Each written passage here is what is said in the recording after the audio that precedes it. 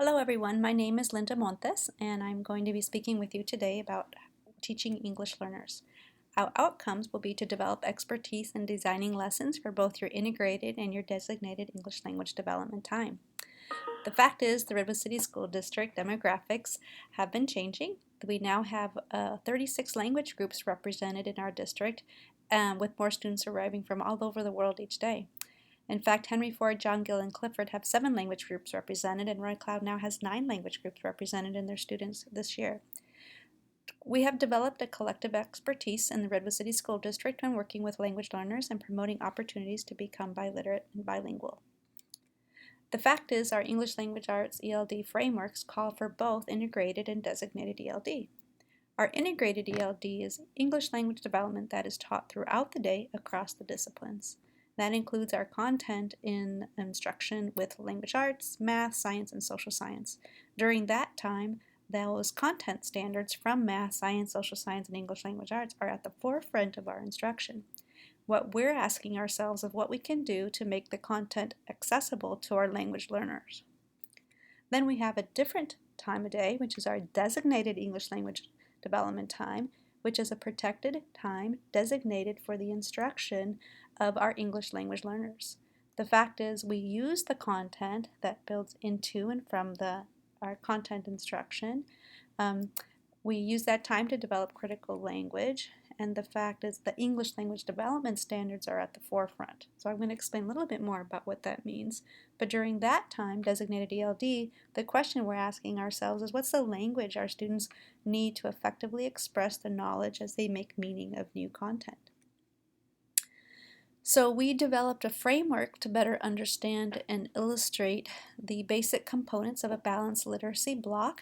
This was taken from the ELA, ELD frameworks. We know we have a block of time that's designated to teach foundational skills, and this includes the area of reading, where we have targeted reading instruction. We develop phonics, phonemic awareness, grammar, spelling, etc. We have a block for that. We also have a block of time, which is this integrated unit concepts and literacy development block, which is the time of the day when students are taking these foundational skills that we're teaching them and they're practicing them during a block of time when we're asking them to develop their content knowledge about science and social science, because at that time the students are using what they've learned during this foundational skills time to make meaning of the content that we are teaching so that they can effectively express their understanding of that content knowledge. And the fact is, we're developing language throughout that block. So during foundational skills time, you're developing language. During this literacy development time, we're developing language. And then definitely during English language development, we're developing language. In our district, that literacy development time is the time that we have designated and determined that we are teaching from these integrated standards-based units. So many of you we've talked about this last year. We're taking an approach where we're teaching and learning language and content based around these units of study, and for our district that's science and social studies. The unit of study is the vehicle for which students develop reading, writing, comprehension, and language.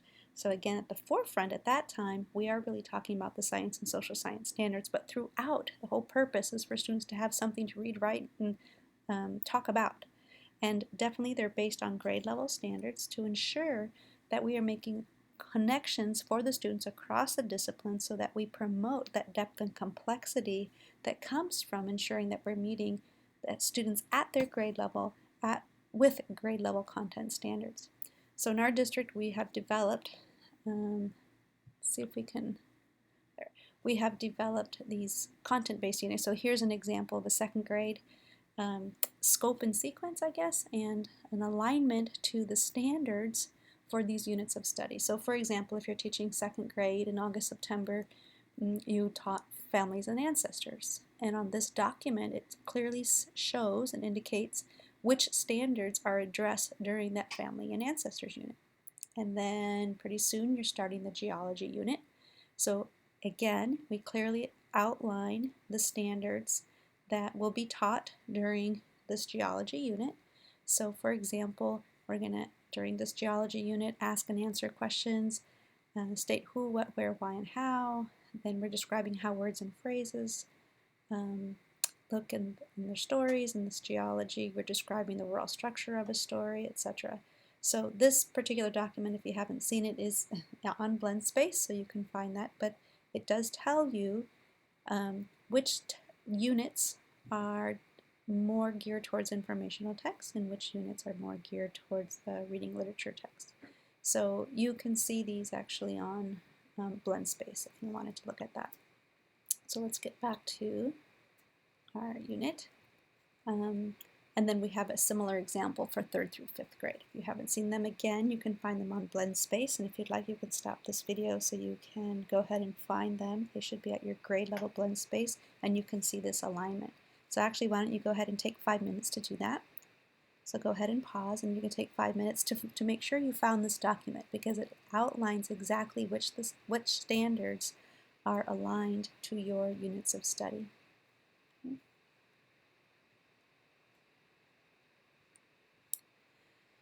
So again, you can find them on BlendSpace. So here's an example. If you hit 1st grade, I'll go ahead and link it so just so you can see what that looks like. So all of you were emailed your BlendSpace links, but if you go to the 2nd tile, we try to align all of them so it looks the same. So if you go to your 2nd tile, if you want to look at a fuller screen, you open that up, and then you'll see the document that we're talking about and its alignment here. You have lots of other this is setting the stage. In fact, I'm going to move to a different one. I'm going to go back, and I'm going to look at the 1st unit of study. So in the 1st unit of study, this happens for 1st grade, it was citizenship in the United States. 2nd unit of study is customs. The 3rd unit of study, economy. So in any of these units of study, you click on that link, you'll be able to see the standards to unit alignment. So here's an example, and if this happens, click on the eye, click on the link that appears, and you'll go directly to your page. You can load that up a bit so you can see it. So exactly, this is the exact same document. So all of the units outlined for the year are here, and each of the units have aligned standards. Okay, so this is what we're using to that block of literacy where you do the integrated language arts and content units. So they're already outlined for you. If you're a SEAL school, you have actually a little bit more in that area. But it's going to go on to the next one. So what we just showed you was this the units that are outlined for this integrated unit concepts and literacy development block of time.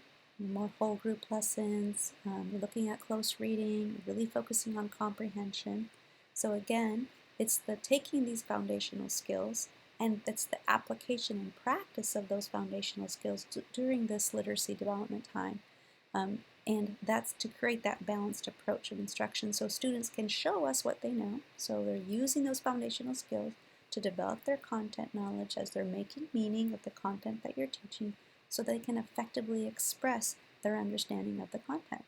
And again, throughout the day, we're developing language. But our standards also tell us that we need to have a designated block of time for students to learn about how English works. That's essential for the students who are language learners.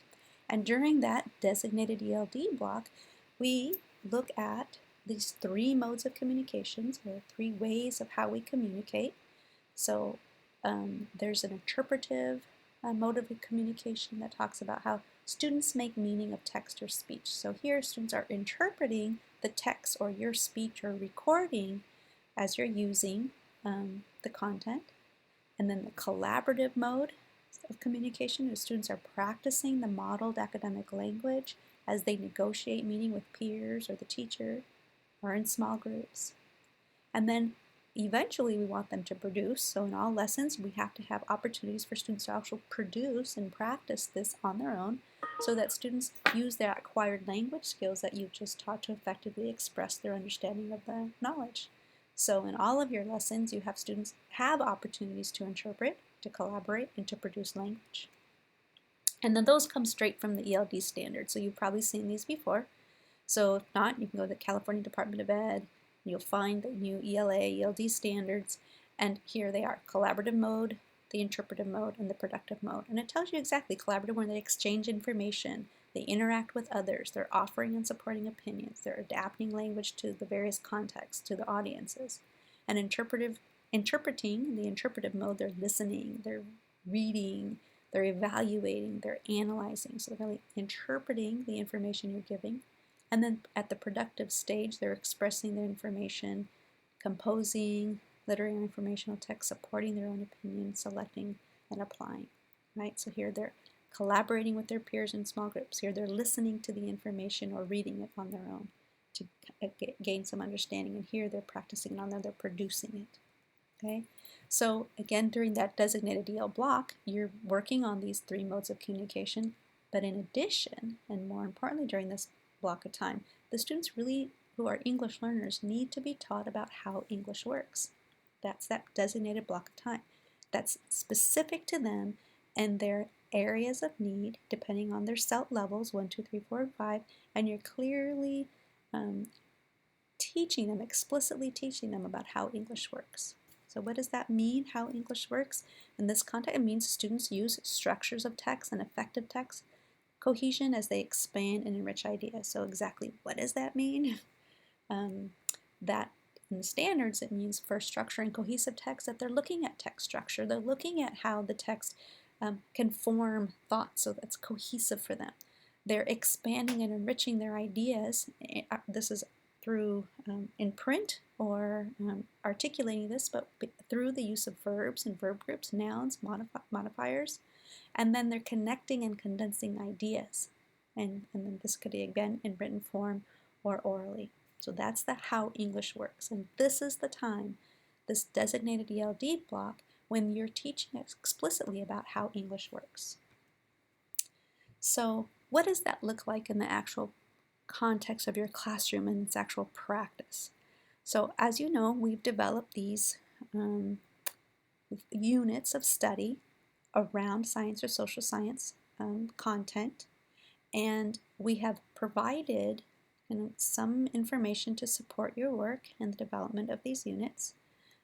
What we ask is, because these are aligned throughout the district, we ask that you keep the big idea, those essential questions, the science and the social science standards. So those stay the same in any of these units of study.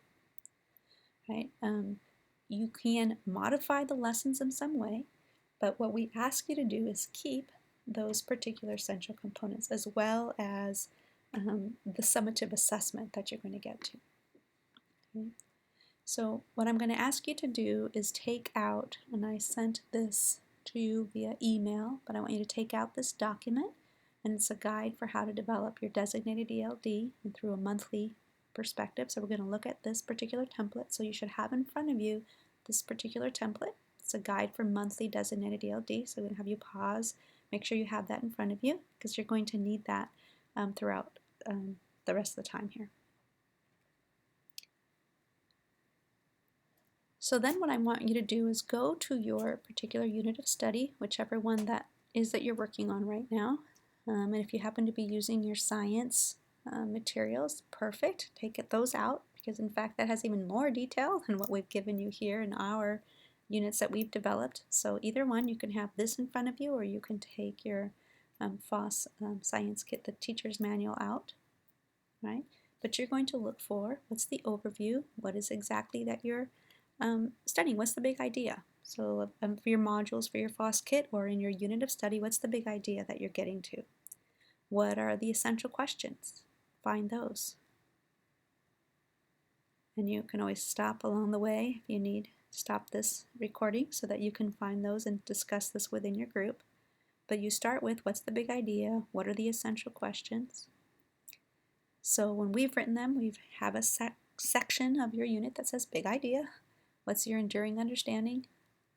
So they're listed here, so find that section.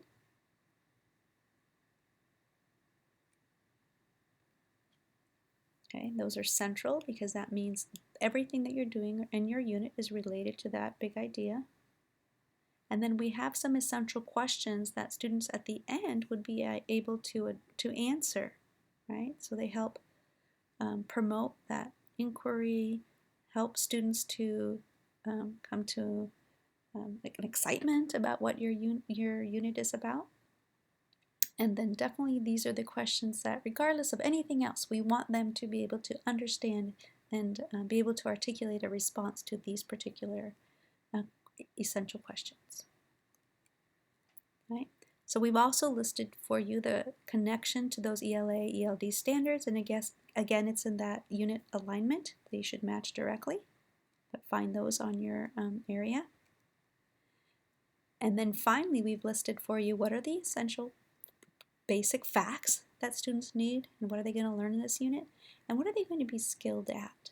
So this is what they'll be able to know: how first people may have arrived in America, how geography and climate influenced the way Native Americans lived and adapted to their environment, the varied customs and traditions of Native Americans.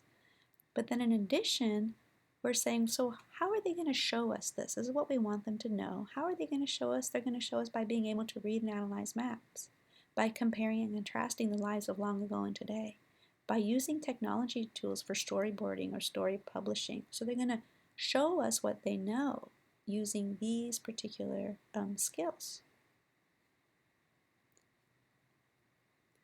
And then each of the units, as well as probably I'm sure in your science, you have a summative task. It's a performance task, and for us that's typically around the area of writing.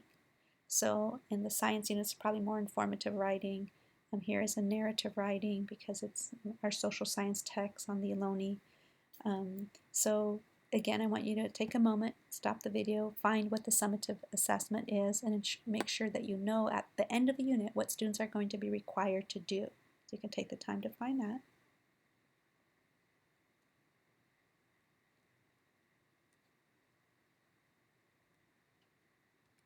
Then once you've found that, okay, so you know where we're going to get to, go ahead and take a look at the sequence of lessons that are provided. And again, these are always just a guide. If you have other ways to get students to arrive to that same performance assessment at the end, great. I'm sure you have many, many ideas.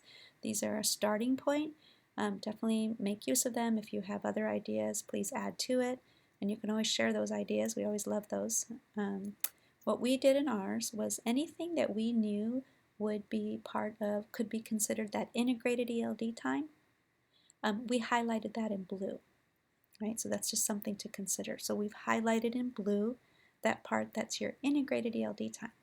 And we're showing you this first because your designated ELD time is directly linked to this unit of study, right? So we're using the same unit of study that we're teaching during that literacy block, right? Your content literacy block for students to practice and implement those foundational skills. And we're taking that same unit of study, so there are direct connections for the students during that designated ELD block. So again, during that literacy block, the focus really is about the content, right, of science or social science. And that's the vehicle for students to read, write, listen, and speak, comprehend, develop language. But for designated ELD time, even though we're using this science unit, during designated ELD time, the focus is on how English works, right? So we're going to help you make the connection so you can design lessons for during that time for how English works during your designated ELD time. Okay, so first find your lesson sequence so you know exactly the order or the recommendation to how to get students to the end. And we're going to take that information that you've just found, so that was an overview, so we can prepare lessons for your designated ELD block. Okay, so here are the steps. I've sent this out on a separate page also, so you can have the page in front of you. But for the next part, I'm going to just show you how to do this. We introduced this last year, and it was requested that we share this again to further develop our understanding of how to develop lessons for ELD. So the first thing you want to do is fill out those components you already know. So again, during your designated ELD, you're going to use the content from your unit integration block. So again, the content area was social science, and this grade level was our region and early communities, and that enduring understanding. I showed you where to find that. Was past and present interactions have shaped the local community and its heritage. So go ahead and find that for you, and then go ahead and write that in. Find your summative performance assessment. Again, we pointed that out, so you're going to go ahead and write that in. So in this case, we want our students to imagine that they're an Ohlone child. They're going to write a short story describing a typical day of the life in the Ohlone tribal region. So go ahead and find yours. You can pause this so you can find yours and go ahead and write it in. So these are the helps guide you. So then we want to go back to, so again, at any time, stop, pause, talk that out with your group that you're with so you make sure you understand. So again, I want you to go to the part where it lists what are the knowledge and skills students will need to know and what they'll be skilled at. And what we're really going to be looking for during that designated ELD block is what are they going to be skilled at? Because these are the main skills or thinking skills, right? That's going to allow our students to show us what they've learned. So how are they going to show us? And this section here actually becomes the focus of what we're doing during designated ELD time, because we're looking at this and deciding what are the language skills that the students are going to need to be able to compare and contrast lives of long ago and today. This is the main skill. So that I know during that designated ELD block for that whole month that I'm doing this unit, or for however many weeks, this is what I'm really getting to, because this connects directly to that summative performance task.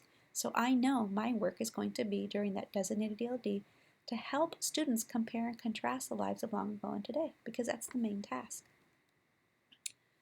All right, so I'm going to go ahead and write that in again, so just so you know. Okay, so the next thing we're going to look at is how are we going to get students throughout the month, however many weeks your unit is, to go from each week to get them to actually do this performance assessment. So I'm going to write a short story describing a typical day of life in the Ohlone tribal region. So how am I going to get students there? And each week is building their expertise or their skills to be able to complete this performance assessment. So even though they're going to do that performance assessment during that integrated block of time, during designated ELD, what you need to do as teachers is to provide them each week with those skills to be able to do this performance assessment. That becomes, about how English works, that becomes your content during your designated ELD time. It's the how English works content to get them to do this performance assessment. So then what do? First step is just review. What are your learning event sequence? Group or break apart those lessons that we have in those units and determine what's most essential for your group of students that you're teaching, for your language learners. What are the student learning outcomes? And then decide, are these essential outcomes, and can we group the events together? So for example, I'm going to show you how to do that. So I'm reading these components here because this is what this lesson tells me to do, right? I'm going to begin with the discussion of artifacts. I'm going to begin a focus SWOT. I'm going to have students, let students know they will be studying about local people from long ago, have students complete a note-taking page. So as I'm reading this, I'm thinking, I'm going to be developing their vocabulary, right? Simple note-taking page. So that tells me that I think the main purpose here for this section of lessons, because this could be 2 or 3 days, right? So that whole first week could be 2 or 3 days of this. I'm thinking, what's most essential for my English learners in order for them to have access to this during that social science time? So what's most essential? So I'm looking at it like, I guess what's most essential is for them to understand that vocabulary of artifacts, geographic features, climate, okay, that tells us about the past. So that's that first week. I'm going to really focus on that, developing that vocabulary, right? Because ultimately they're going to have to use this language to get to this performance assessment. So I'm thinking, okay, that's where I'm going to start that first week. Then the second week, right? I'm thinking, okay, if this is what I want them to do, how are they going to show me? So the concepts and tasks, okay, may be different for how they're going to show me. it's going to be different for the designated EL group that I'm serving. So the proficiency levels that I have, my set levels 1, 2, 3, 4, 5 students, is going to really determine how the learning events are broken up. Okay, so if you have a group that's already level 3 and you think they already know this vocabulary, maybe you're not going to start here. But I have early group, right, the emergent group. So if my students are at set levels 1 and 2, they're emergent, then I'm going to start with this vocabulary. But it's going to really depend on your group. So you decide, your professional judgment, what are you going to do first?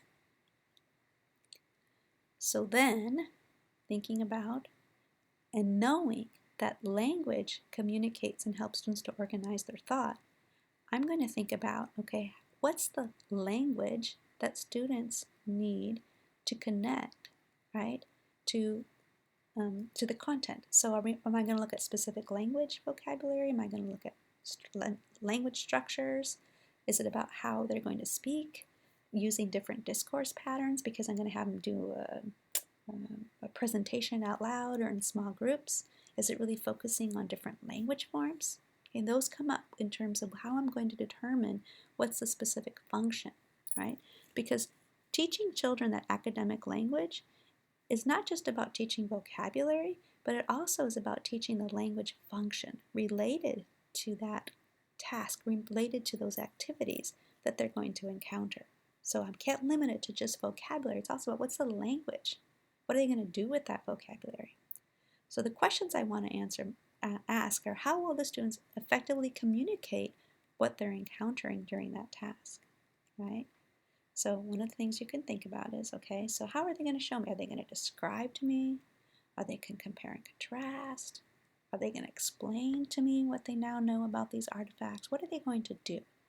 So depending on what I want the students to get to, so here it's artifacts week 2, the main thing was anthropologists observe environment to draw conclusions.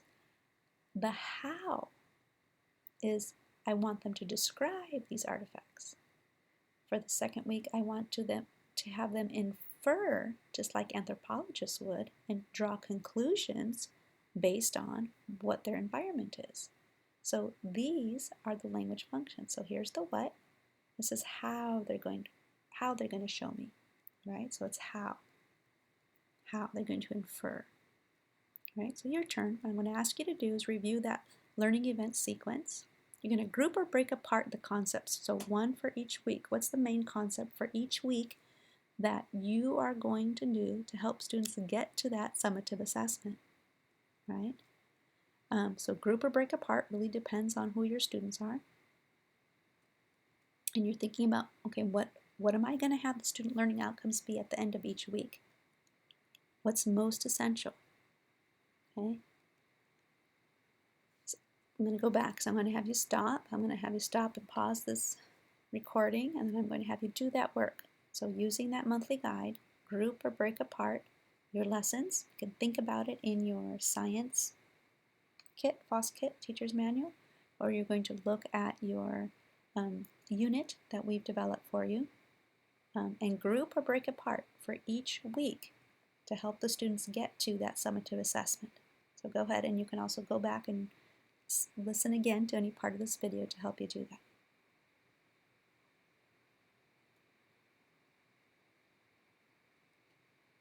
Okay, so now what you have on your sheet are your lists of sequence of events that are grouped by week to help them get to that summative assessment. In the next column, you're going to see a column that's called the graphic organizer. So why is this essential? Because graphic organizers will help our language learners internalize any new information. It helps them organize their thoughts so they can effectively express their understanding of what you're teaching them. So they display relationships between facts, the concepts, or ideas. So it's really important to include the graphic organizers for not just your language learners, but for everyone, but most essentially for your language learners. So what you're going to do is think about the graphic organizer that's going to best match what you want your students to do. So in this case, if I'm going to ask them to describe what a good citizen is, I might just use a web, because a good citizen is responsible, a good citizen is helpful, a good citizen is polite, etc. So what you're doing is, in essence, providing them with all the vocabulary they're going to need to be able to describe, and in this case, what a good citizen is, right? So we want to make sure that we're using graphic organizers definitely during the designated ELD block, but anytime during your integrated ELD blocks, because it helps scaffold their thinking. It helps organize new information for them so they can make connections. It helps them enhance those connections that you're helping them to make through these graphic organizers. You're actually improving their reading comprehension by providing the graphic organizers because you're making connections for them, which is a big part of this reading comprehension. It helps them to deepen their understanding of the concepts and really supports them in creating patterns that our brain is always trying to seek patterns. So it supports students in so many ways. So the importance of the graphic organizers I can't overestimate. So please make sure that you're in each week there is for your designated ELD, you have a graphic organizer that's helping the students make the connections to the language of how English works. Right? So there's some resources actually on BlendSpace. There's a particular BlendSpace that's for the development of ELD. So you're going to find this and many other resources there. But pretty much it just tells you what are specific graphic organizers for different purposes of language. If you want them to describe, you can use any of these or others. So just think about it. If you want them to compare and contrast, the best thing is a Venn diagram, a categorical grid, a T-chart. Again, you can do that also. For classification and categorizing, you can do a categorical matrix, a web. For sequence, you can try a flowchart, timeline. So there are so many graphic organizers, but we've done in this, also this chart, this matrix, is given you some language structures that most align to your language function. So in all ELD lessons, you need to have a purpose for why students are using the language, right? And then the forms, the structures that best supports them in expressing their understanding, right?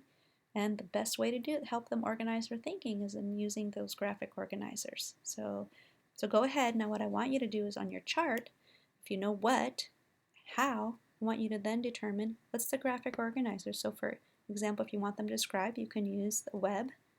If you want them to infer, you can have them use a graphic organizer. And if you can read this, it says, the text or the picture helps what I read or what I see. Then it helps me to determine what I know so that I can then infer. So this is just a basic, 3-column chart. What I see, so it could be like clay pot. What I see is a clay pot.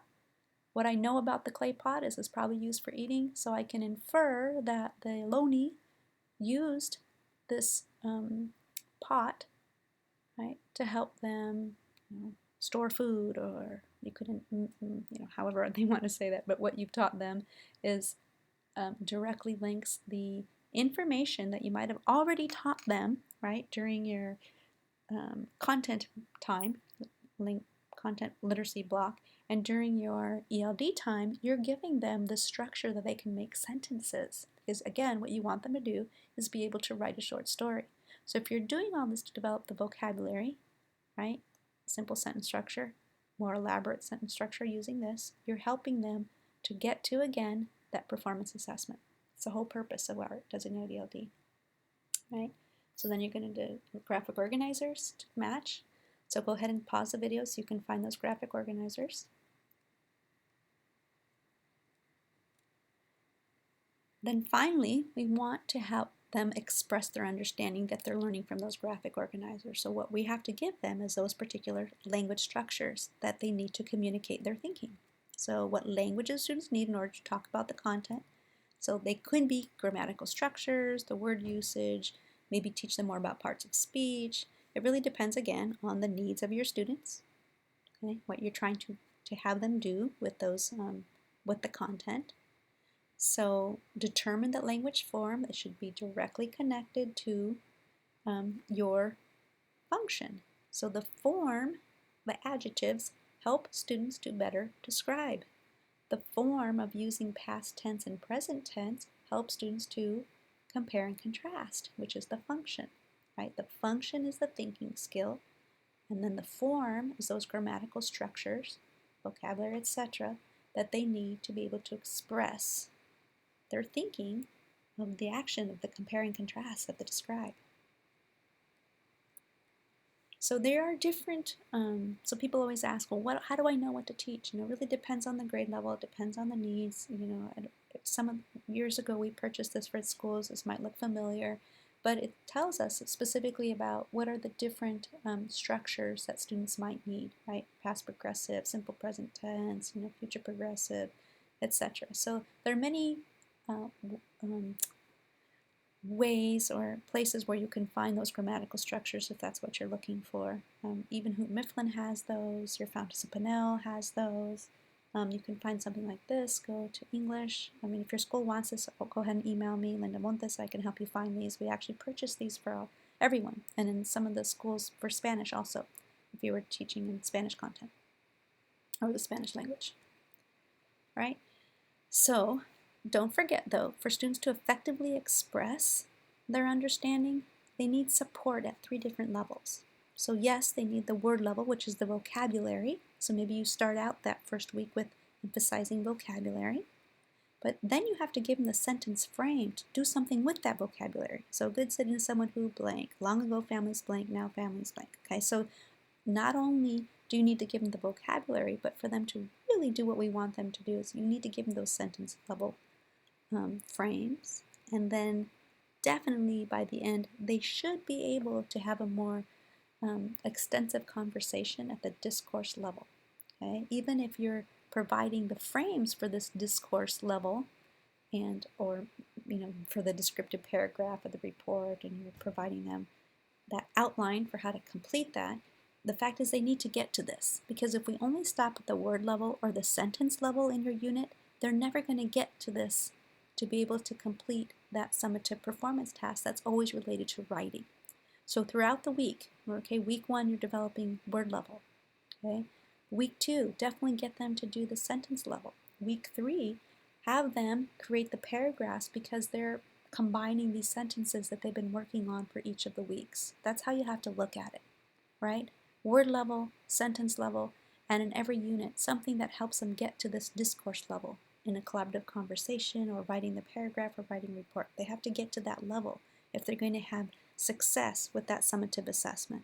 And even at the level 1, level 2, what are they able to do? Even if it's you providing more of a scripted paragraph where maybe initially they're adding key vocabulary words, but you've given them the outline, the whole structure for it.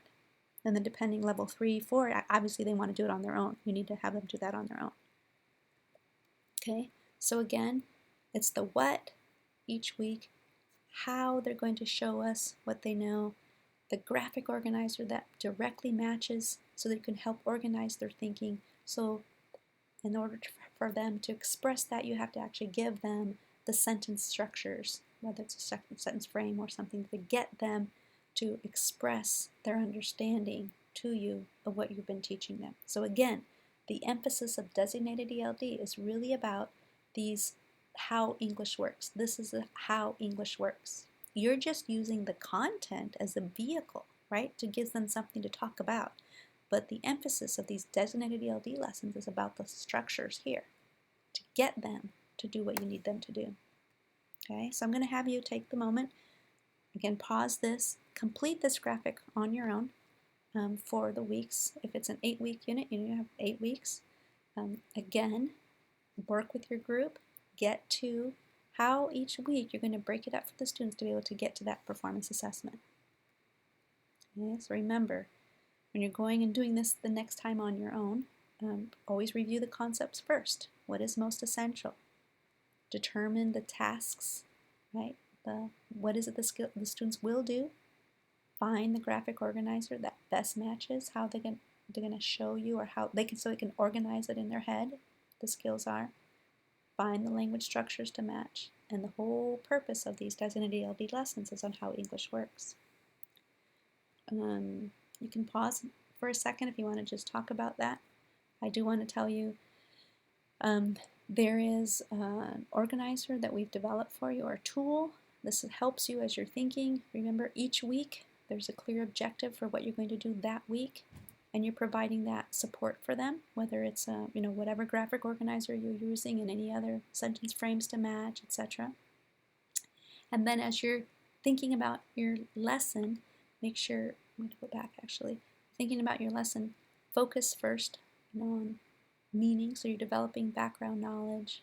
The whole idea is we're focusing on meaning, your so that they can be able to articulate what they're learning, but you have to give them the sentence frames, the vocabulary. So this is again the word level, the sentence level, and the discourse level. So actually I want to go back one, sorry. I've emailed this to you, so I'm going to let you know what it looks like, but there are 2 pages, but it pretty much tells you in every lesson throughout that week, you're breaking it down. Every lesson there's an introduction part, there's an interpretive part where they're listening to you, there's a collaborative part, and then there's a productive part. So those 3 modes of communication are evident every day in your designated ELD, right? So I'll show you that in a second, what that looks like. And then all of the information that you'll need for your unit of study is found on BlendSpace. Okay? So I'm going to actually open that up, I think. See if it'll open up for me. Is it opening up? All right, a couple things. I'm just going to show you this. So I want to actually get to the designated ELD one. Sorry. Let me find the designated ELD tool. I have one that's this language one is for immersion programs, or if you're in a bilingual program, and it says the same thing, but I want to pull up the one that's specific about daily designated ELD, so this is the one I'm talking to you about. So what I've done is just, with the EL team, develop this walkthrough tool that helps you. All of the components of a designated ELD program are here. There needs to be intellectual quality, so that's why it's grade level appropriate. Right? So it's a grade level content-based designated ELD units, right? The focus is on how English works, right? In developing that academic of how English works. You're using strategies throughout your designated ELD lessons. We really are focusing on meanings and giving them explicit forms for vocabulary that's, at the sentence level. And of course, we want them to extend their understanding so that they can communicate in meaningful ways. In order to do that, we have to provide them supports at the discourse level also. We don't just focus and stop at the sentence level, because we can't stop there if we really want them to get that performance, that summative assessment at the end. We're providing them with constructive feedback, corrective feedback, not every moment, so judiciously selected, so you're not going to overwhelm them each time, but you're giving them when it's most important, that feedback to help promote fluency, to develop independent language. And then here's that collaborative part and that productive part where they're working with groups and then finally getting to the independent. So during this whole block here, right, this part, interpreting, you're giving them the information first, right? So you're modeling, it's explicit, it's I do, you're the teacher, I do. We do it together in a collaborative way. And in the end, they do it through a productive way, right? Because we always have at the end of the lesson some kind of formative assessment practice. It could be an exit ticket, it could be them turning to a partner, it could be a simple sentence, whatever you need it to be. But there's always some way where you're assessing along the way whether the students at each week are going to be able to get to that summative assessment at the end. All right? So I thank you for your time. Actually, I'm going to try to get to this. If you already know about BlendSpace, you're welcome to stop now. I'm trying to get to, if you're not familiar with BlendSpace, I'm going to take an opportunity to show you that now. Mine will look a little different than what yours will, but so I can get to this now. So I'm just going to give you an example. So these are everyone's, but pull up second grade, for example. Looks a little different. Yours will look a little different. But all of these tiles are information for you to develop the unit. And then the part that I was talking about, Master of ELD Resources. So if you click that button, all the information that I just presented to you, and this podcast is going to be found there. Right? So all information that you need is here. All right, thank you so much. You can always call me, please, and we'll always help you. Thank you.